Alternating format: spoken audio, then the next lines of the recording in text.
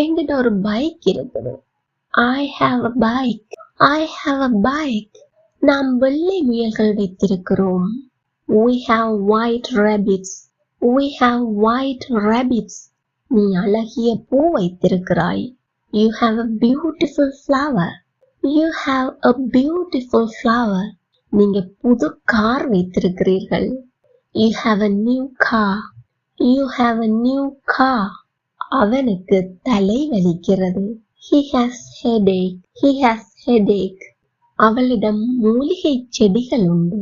She has herbal plants. She has herbal plants. அதற்கு நீண்ட வால் உண்டு.